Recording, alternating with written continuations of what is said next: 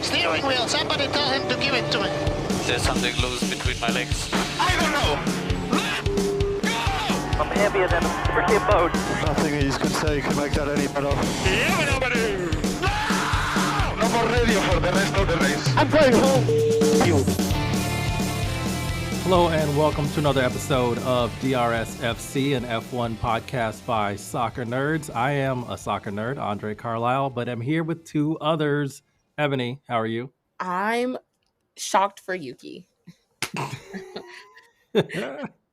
Yeah, as you can maybe see from the episode title, we're gonna talk about it. Donald, how are you? I don't know if I'm supposed to be mad at Yuki, if I'm supposed to be happy for him, if I'm supposed to be scared for him, or if it's all the above and then some. See? Yeah, there are a lot of, I'm not going to lie, there are a lot of conflicting emotions that I have about this situation. And so we are here to process those emotions into a microphone and then release them into the world. That's the way people do things nowadays. It's 2025. It's fine. All right. What are we talking about? After just two races, one of them being an extremely weather-affected Australia race to start the season, and of course, China, which was the first sprint weekend as well. So you ended up having multiple competitive events during one weekend. There are multiple credible reports that Liam Lawson, who was selected above Yuki to be the second Red Bull driver next to Max Verstappen, is already going to be replaced. This has not been official as we record, but even the race podcast, the Athletics Motorsport arm, they have done a podcast on this as well. So it feels like smoke, fire, a lot of credible reports and sources happening. Red Bull just hasn't released the public official statement yet. So we're going to talk about it. Why are they in this position? Well, let me run through Liam Lawson's recent results. In Australia, he qualified 18th. In the race, he DNF'd. In fact, there's a very fun photo of him climbing out of his Red Bull car as Yuki zooms by on the track. It's one of my favorite photos of the season already. In China, sprint qualifying, he was 20th. In the sprint race, he climbed all the way up to 14th. Well done, sir. In the Grand Prix qualifying, he was 20th. So basically, that's 3 straight qualifying events not getting out of Q1. That ain't good. In the Grand Prix, a little bit of an illusion. He finished 12th, but that was only ahead of 4 cars. One was a Yuki Tsunoda who made 3 pit stops, and we know how Racing Bulls messed up their strategy, but he had a broken wing, so had an additional stop, 3 disqualifications, and 1 DNF. So that's 4 cars who probably, realistically, without much of a stretch, would have finished above Liam Lawson. Just throwing it out. 2 that did, right? 2 that did that got DNF. Or 3, right? 3 got disqualified. 3 They were all 3 disqualified, 1 DNF. Yeah. Yeah. So for now, I don't know if Gasly and that Alpine would have been ahead of him, but possibly, because I don't think they're like... He finished ahead of him. Yeah. He did finish, like, at the end of the race, Gasly was ahead of Liam Lawson. Okay. Because all right. Well, then there you go. Behrman had passed Liam and was battling Gasly for 12th, I think, at that time.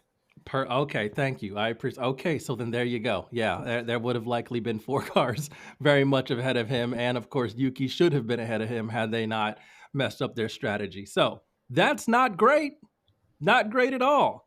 Eboni, your thoughts on 1, Liam Lawson starting out so poorly, and then 2, the reports that it's going to be Yuki Tsunoda, who they finally say, hey, you know what? Maybe you are good enough for the second seat at Red Bull. I mean, so yeah, there's 2 parts to that, right? So first is how bad was Liam? And he was bad. You just went through the stats of his first 2 races, well, technically 3 races. And like I said in our reel, it's kind of his fault. Like, a lot of people came in with high expectations of him because of the way he finished last year with the middle finger, with all the talking. I'm not here to make friends. I'm here to race. The somewhat backing of Max Verstappen behind him, and Max, quote unquote, taking him under his wing, I guess. There was a lot of expectations, and it's Red Bull. So you knew that you had to be on it from lap 1. And he has just not produced anything. And that is a little unfair to him because he is technically still a rookie for the year. If you really want to call him that, he had 8 races under his belt before he even got to 2025's rookie class. Was it 8? I think. I'm trying to remember exactly how many Yeah. it was. I think they've been saying 11 races, but I'm not sure if Yeah. they were counting the race in Australia. So I'm not sure when they started updating the number for him. Right. Well, either way, it was more than 1. So it was a very, it felt like he was already had so much pressure on him. But a big portion of that was because of him. So they were trying to gaslight us into thinking that he was racing better than Yuki, his numbers were better than Yuki's, all this jazz. And I'm like, well, show me those numbers. And we still don't have those numbers because they're not happening. But on the flip side, Yuki wanted that second seat. He said that from the beginning. And you kind of glossed over him because you wanted to make a flashy change because Mercedes just made a flashy change. And then Williams made a flashy change. And then Ferrari made a flashy change. Well, not in that order, but you know what, like all those teams made a flashy change. And you were still sitting here with Max in a dead number 2 car. So Yuki was the safe option, but Liam was the exciting one. So you went with it. Don't tell me it's numbers, like, because it's not. It's clearly not that. No, like, nobody in that second car has improved the numbers on that second car. But now that you kind of lost both the garage and the fans, you got to do something. So I hate this for Yuki in terms of just like career killers. But I love that he's finally getting the chance to do what he has claimed from the beginning, and that's take the number 2 car. Yeah, there's so much there. You said Liam Lawson said he didn't come in there to make friends. He probably needs a friend right now. He needs like at least Right? 2. He really does. 2. This cannot feel great for him. Donald, your thoughts on the entire thing? So I'll reserve the Yuki stuff because I'm sure we'll talk a little bit more about it. I'll just focus on Liam for a second. Like Ebony said, this, first of all, you know how bad you got to be to get replaced after 2 races? You got to be pretty bad. Yeah. And it feels like Red Bull always finds the bad second driver, right? And we've talked about how the car is set up specifically for Max's specifications and no one else can really operate under those specifications. And so they just had musical chairs in that second seat. But yeah, like, you know, Christian Horner, Helmut Marko, all the other guys over at Red Bull, someone else gotta be taking some blame for this too. Because what you are telling me is that after 2 races, you have made a fundamental mistake in picking Liam Lawson and you were trying to rectify that mistake before it gets any worse. And you can't, and I feel bad for Liam in a way, right? Because he's kind of being thrown under the bus and he, you know, he's not, you know, save all the stuff that he did before, right? When he was flipping people off and, you know, going at people and, you know, celebrating being in 17th place last year. And then finally gets put in this magical chair and was basically told that he's the Manchurian candidate. You're the man. You got to do this. And he did not figure out how to live up to that. But a lot of people failed in this situation. It wasn't just Liam. A lot of people at Red Bull failed. And they are lucky that Yuki Tsunoda is there to bail them out. I think all 3 of us and the rest of our crew would say we do not want him to bail out Red Bull. But that is also, you know, the fact that this is a big time deal for him personally. And we all want to see him thrive and succeed and ball out. We just don't think it should be with Red Bull because they don't deserve him. And this is another example of why, because they continue to circumvent him. They continue to make the wrong decision. They continue to see it not pan out for him. And the thing about this, it's Max. If Max was still dominating and winning races, Liam Lawson would still be in that chair. But because Max has gotten a couple of, you know, I think he got 1 podium, right, in Australia. Yeah. And, you know, he's not winning races, you know, or looking like he's contending really for these races, then the second chair becomes all that more important because they need the points. And they see Yuki Tsunoda getting points for Racing Bulls and they go, that's not how this is supposed to be. We need to flip this. And so there's a lot of people who have been trying to trick the entire world into thinking that Liam Lawson was that dude. And he very much not. And I don't appreciate that Red Bull is once again trying to steal the center of attention by making a race change. They did that last year. How many times, right? I mean, Danny Rick knew he was getting fired before the last race. We've kind of been joking at, how Jack Doohan is going to be, probably gone before the European portion of the schedule starts. We joke around about that, but that feels like that's how all this is set up. And you mentioned all the numerous publications that have been talking about this. It's not just numerous, it's all of them. They all have the same story. So they're going to drag this out for 2 weeks because every single day you wake up, Red Bull is first of mind. Red Bull is first in the conversation about F1. And that is unfair to the rest of the grid who has been kicking ass. It's not Red Bull that should be having to deal with this. They should just, if they're going to rip the Band-Aid off, rip the Band-Aid off. But then they got to jump in front of a camera and explain why they lied last weekend when they said, "No, we're not doing any of that." They have to understand why they lied was the whole time about Yuki being inferior to Liam Lawson, to Danny Ricciardo, to all these other drivers. And they have to stand in front and take the heat for once again making a dumbass decision. That's how I feel. So here's where I fall. And I kind of do this when I talk about soccer as well, because I don't know, like if listeners, if y'all follow the NWSL, if you don't, you should.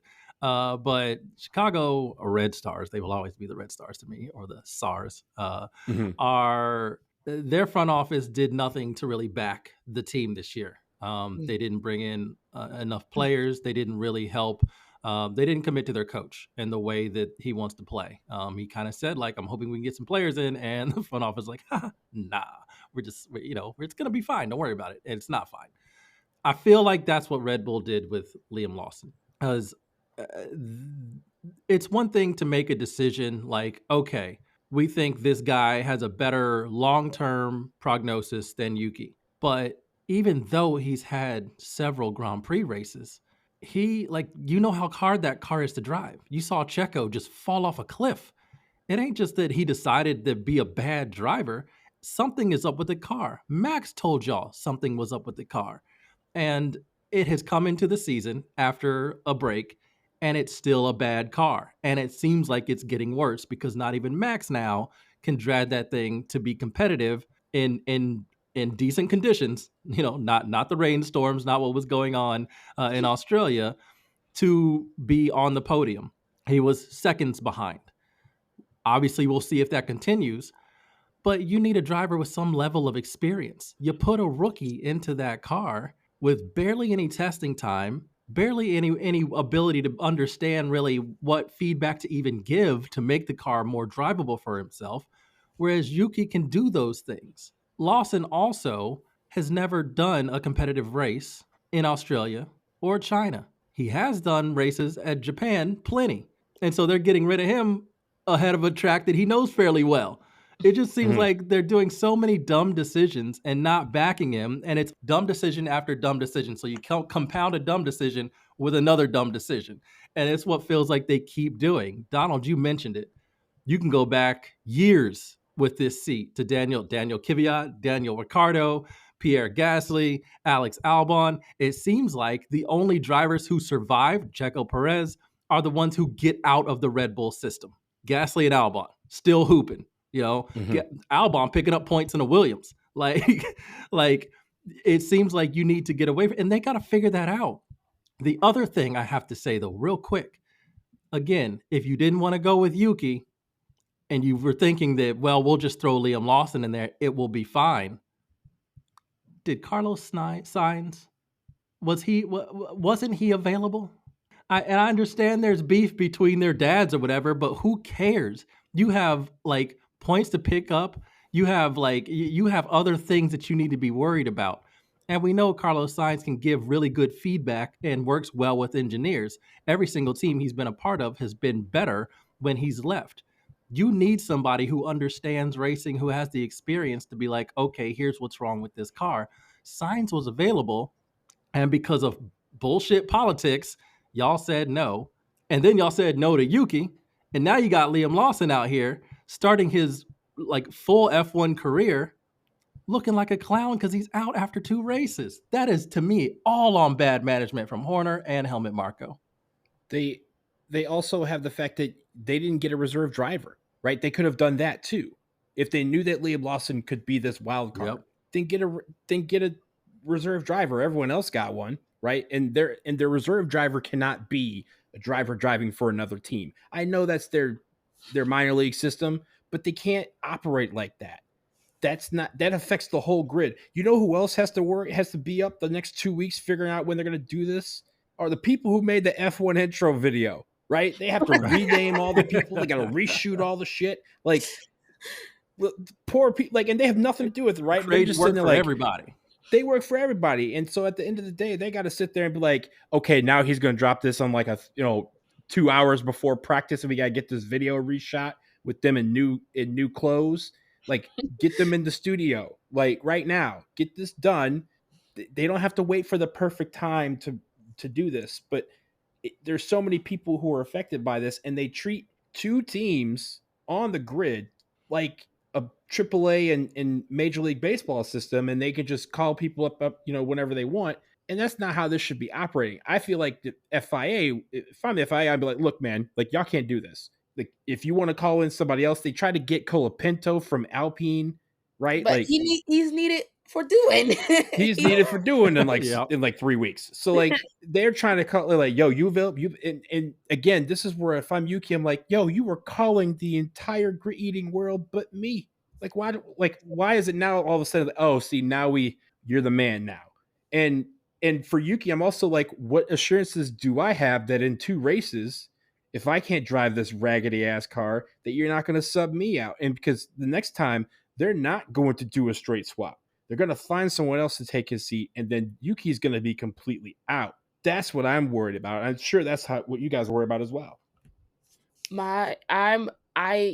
we're going to switch over to Yuki for a second, my biggest concern was that Yuki is going to find himself also not being able to drive that car because it's garbage.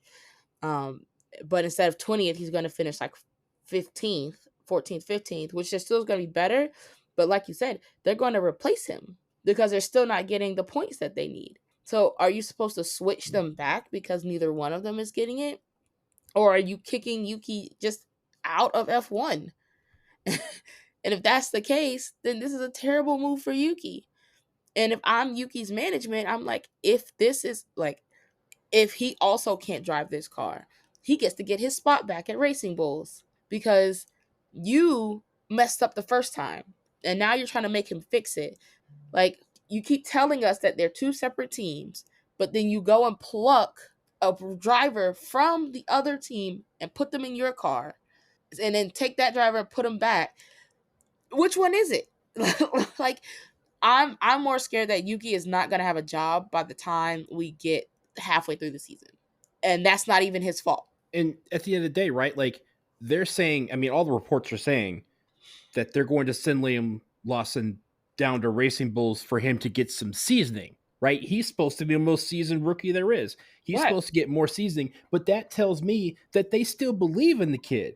And that at a certain point, they're going to say, okay, we're going to bring him back into this fold once we feel he's more ready, right? Just like you would a pitcher, right? You have a rookie pitcher on the major leagues. They're just not, fastball's just not quite cutting it.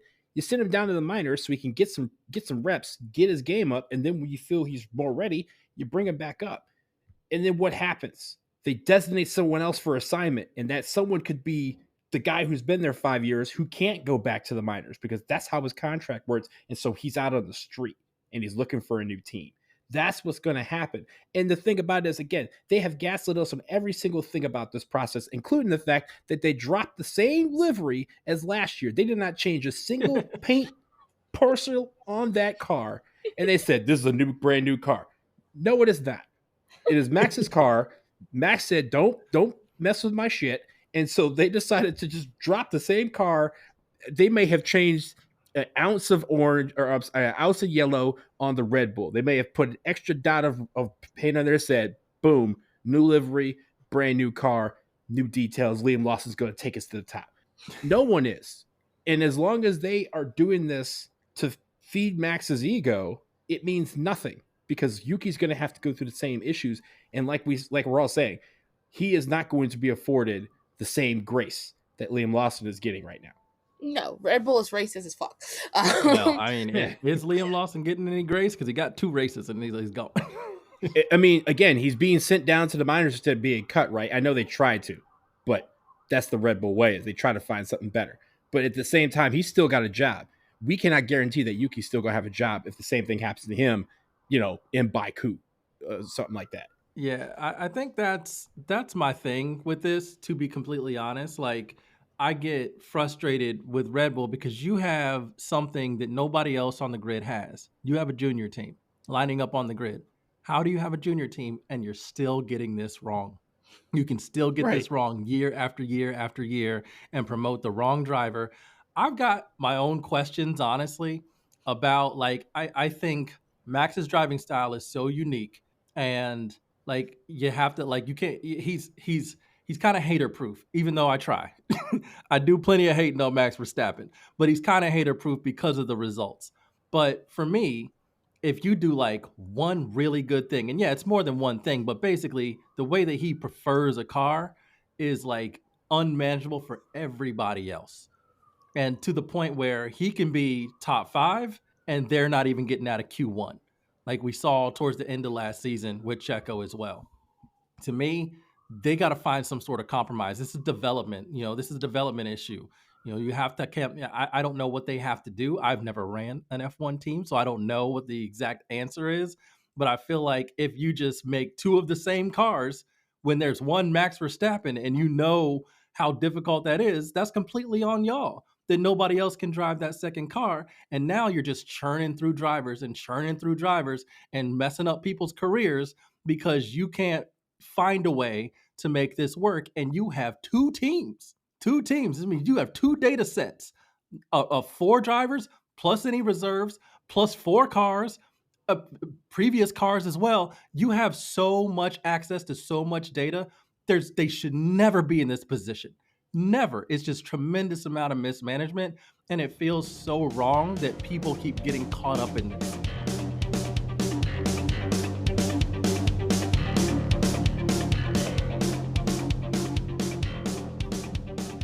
I have 5 reasons why Yuki Tsunoda should hang up the phone and tell them no. I don't want that seat.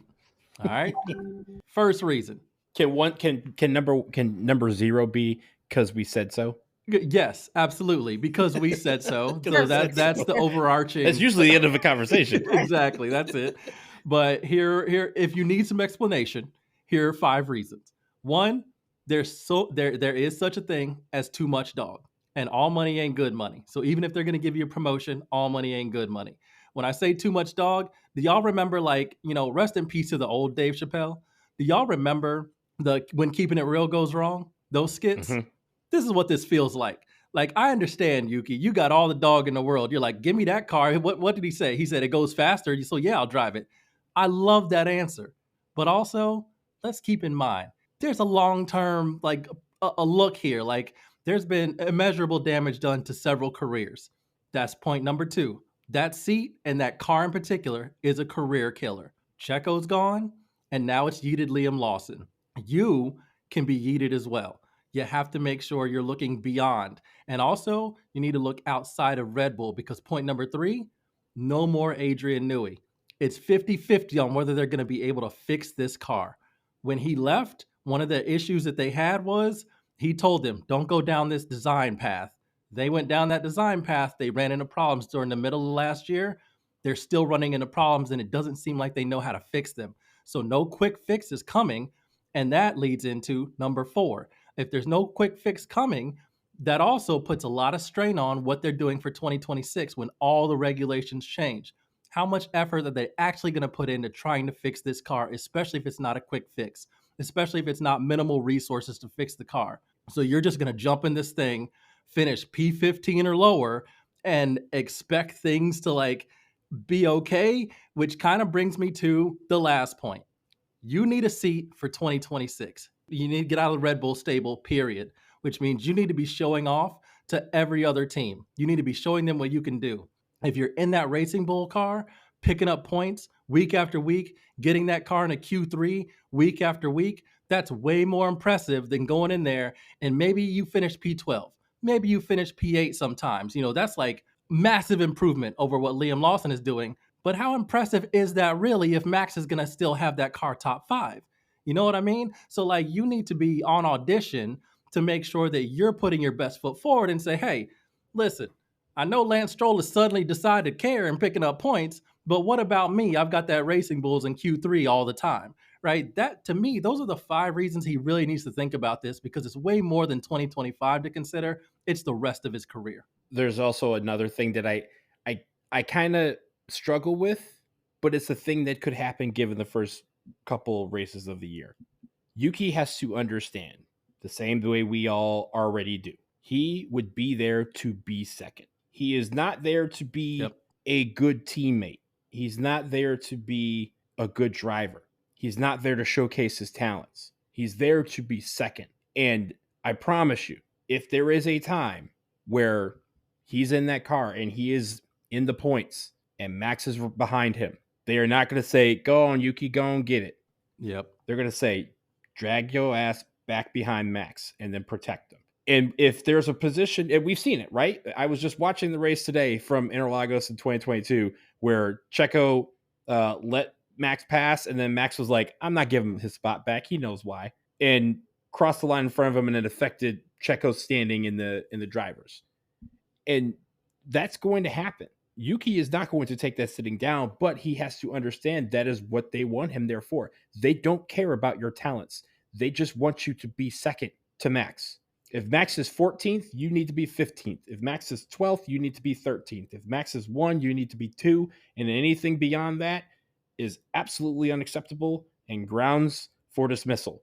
That is how they've been doing it for the last decade. And so I worry about him in that regard, because he's a guy that, again, if he's in a faster car, we've seen him show some in the first part of this year. He's going to Japan, his home race, where he is expected to be, to shine, right? If he's getting pole, right, or if he's leading this race, he cannot get gaslit into thinking, yeah, man, we got your back, because I assure you it's going to happen. First lap, if Max is right behind him, you go like, yo, man, let Max through, and you protect, you be the linebacker here, or the offensive lineman here, and protect everybody. And that's not what Yuki wants. And that, like you said, if you're going to be showcasing yourself to all the rest of the teams of the grid, including Audi, including GM, who are looking for new drivers, you cannot be in a position where you're playing defense. You have to showcase your offense. This is not the car to do it in. And that's the concern for fans of Yuki Tsunoda. Yeah, that's part of my other thing. Like when I keep talking about like compounding dumb decision with more dumb decisions, like, yes, Liam Lawson hasn't been good at all. Like it almost is like a level of malpractice to not give him enough testing time with a car that is so extreme and difficult to drive so that he could at least try. And now he's starting a whole season and he's at the bottom of the grid, qualifying 20th and finishing outside the points every single time. But again, this is the one track, finally a track that he knows quite well. That would be kind of cool to see him. Okay, what can you do? How much is it? Like, how much confidence do you need in terms of track familiarity? Maybe this helps him find some confidence in the car. If not, you can still make this move anytime. Also, you're going to put Yuki in a car that can't get out of Q1 at his home race. You know he's going to push. You know he's going to want to try and be like, especially, again, all the dog that dude has. He has so much dog. You know he's going to be like, hey, Max can get this car top 5. I can get this car top 5. He's going to push hard at his home Grand Prix. He's going to push hard. And if he doesn't get out of Q1 or he crashes, it's going to be an awful thing to have to start his Red Bull career when y'all passed him over time after time and told him he wasn't good enough anyway.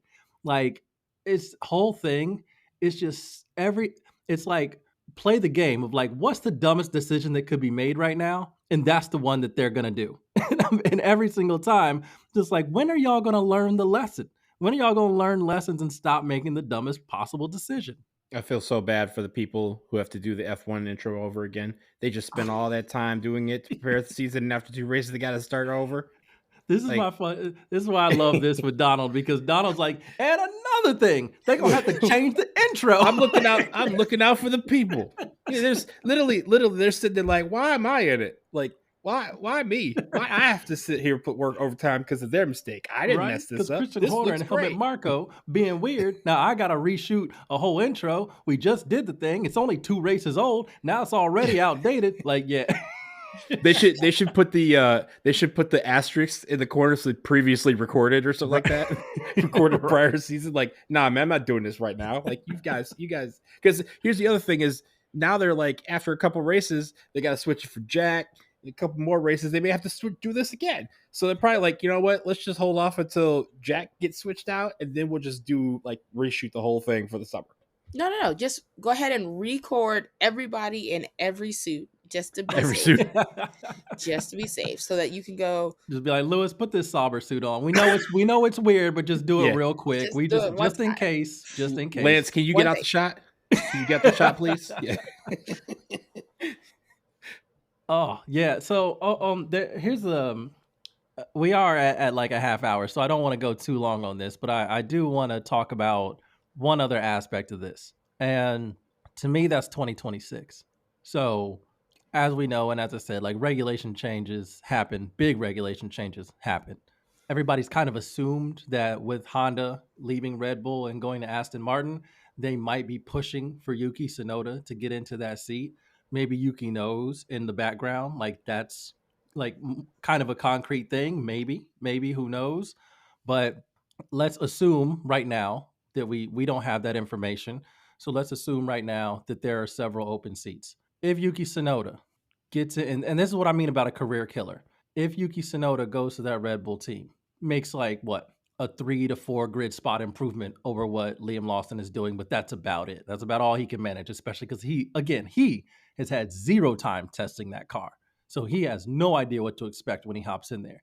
He can adapt, but he's going to be really, really behind. He's very much used to a completely different car. In 2026, if these are the type of performances Yuki's putting in, do you expect Red Bull to keep Yuki as the second driver next to Max Verstappen in 2026? No. No, absolutely not. Yeah, it's my concern. And then if Yuki's kind of inroad with Honda and maybe Aston Martin, say Lance Stroll, just his daddy says, nope, you still gonna drive. Like if that happens, Yuki could be out of a seat. There's a legitimate chance that Yuki does not have a seat for 2026. And if he doesn't, it is all Red Bull's fault. Yes. There's the other thing of right now, Yuki Tsunoda has 3 points for Racing Bulls. That's 3 more points than they had at this point last year. It's 3 more points they basically had most of the year. And if he goes into the big Red Bull car and doesn't score any points, is that an indictment on the car? Can finally people say, yo, Red Bull, your car sucks and you need to change it? Don't care about Max and what he wants? Because at the end of the day, all these other teams aren't skewing their car all the way towards one driver.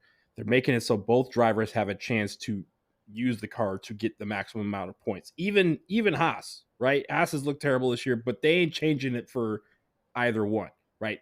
They're trying to say both of y'all can make do with the same car. And if he comes into this and it's a train wreck, again, it may not necessarily be his fault. It may just expose the fact that Red Bull has a terrible car. Max, with a normal car, would be a terrible driver. And Red Bull just, decided that they were all in on this and they weren't going to stop because Max was good enough to get them championships. But if he's not doing that anymore with a terrible car, then maybe that in a way, I'm trying to be optimistic here, maybe that helps Yuki and he can go, look, I was rocking over here and they moved you over here because of some stuff they were doing. And this car was stupid, but in your car I could be better. But that's a lot for him and his agent to have to deal with during the whole season, trying to figure out how to get up out of there. But I hope he's out of this by the end of the year. Whatever happens, I hope he's in his seat next year. That is not a Red Bull or a Racing Bull or a Visa Cash App, Visa Discover Card, whatever they want to call their team next year. I hope that he is somewhere else and making Red Bull pay for it. Yeah, same. I again, he has the examples already on the grid: Alex Albon and Pierre Gasly. If you want a career long term, you got to get away from that Red Bull. That like they've killed careers, so you got to get out of that system. However, there is one thing we haven't discussed. There is one hypothetical that we have not talked about. What if Yuki has so much dog that he gets in that car and he outperforms Max Verstappen. Oh my God. I Max is hate still that I gonna love be that. number one. I don't hate the player. I hate the game. Right. It'd be great that he did it, but I'd be mad that he did it with them. Same. Yeah. Because I just can't cheer for a Red Bull. That's what's gonna be so tough because I love Yuki, but if he's like really scrapping for podiums, 4th, 5th place, whatever that car is capable of, if he's consistently ahead of Max, then things get real fascinating. But Would I they fire still am Max? gonna hate it. Would they fire Max? Because they fired Max. Oh, I don't absolutely know. not. They're never we're doing that. speaking hypotheticals. Yeah, they're never doing that because they don't want Yuki anyway. They're just tired of being embarrassed. Right, but that's what Yuki would be like. All right, hey man, like, yo man, it sounds like I'm the number one driver because I'm outperforming his dumbass. So maybe you should fire him this time, like you did Liam, like you did, Albon, like you did all these other guys, right? That would be like, so funny if Yuki went there and suddenly, like, now there's a power struggle within Red Bull between Max and Yuki because Yuki's performing so well in that car. Or Like, someone would get fired, right? Like, would that Yeah. be Horner's being done? Would that be Marko being done? Because How clearly, about if he both of comes them? and outperforms them, right? It's, hey, yeah, man, y'all just don't have vision. Y'all don't see who the real drivers are. You might be blinded by a lot of things. But like the guy that comes in after, kind of clean up a mess that y'all made, did one better. Then maybe it's not him I need to be worried about. Maybe it's y'all. But I don't know who's making that call because to this day, none of them have decided to make that call, and there's been a lot of opportunities for him to do so. Yeah, I was going to say Horner shouldn't be there. Like he should have Right. been gone last season, given what happened with him and what we know that he's done. So like they're not going to get rid of him, but also it's like, but again, you mess with the money. That's the quickest way to get gone. So maybe that would prompt him to get gone. I don't know. Oh my God, I wanted him gone so bad. And when we do our Drive to Survive episode, you'll hear my whole rant about how they pissed me off so much. Yeah, I'm ready for that. That's why I honestly thought this episode was going to be that.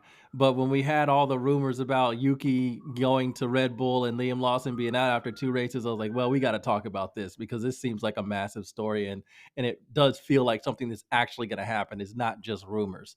So, all right. Ebony, do you have anything else you want to say about this situation before we get out of here?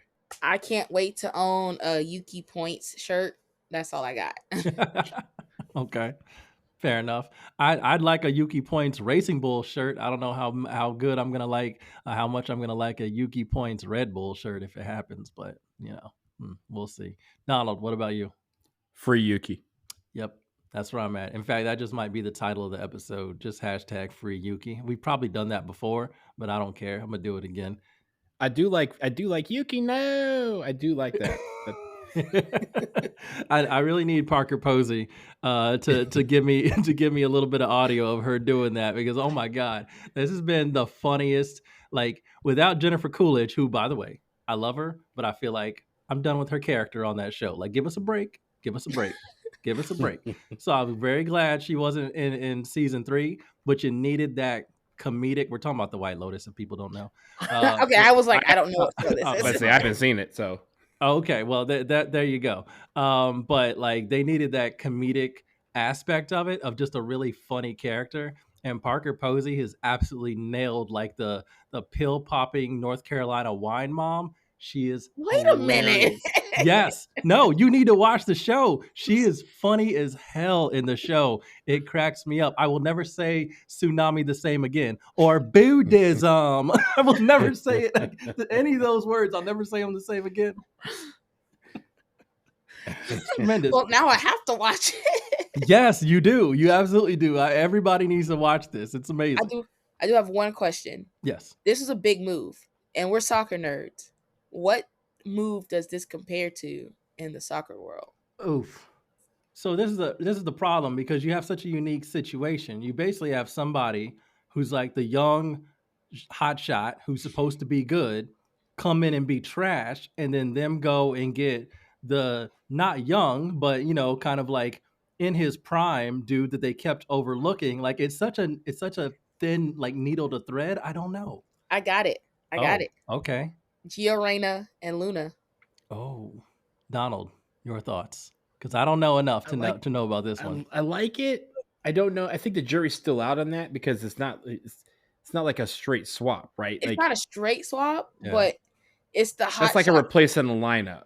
Yeah. I'm thinking of like a straight, like, you know how, you know, America, we have trades, right? Where it's like one player for another, several players for seven players. But obviously in soccer, they don't normally do that. It's usually a player for money. But when has there been like just like a straight swap? Like, yo, man, you take this player, we'll take this player, and maybe some money, and we just call it even. And I'm still blanking. That's a good question. I don't know one off the top of my head, but I'm sure there is one out there. Maybe our viewers or listeners can come up with one.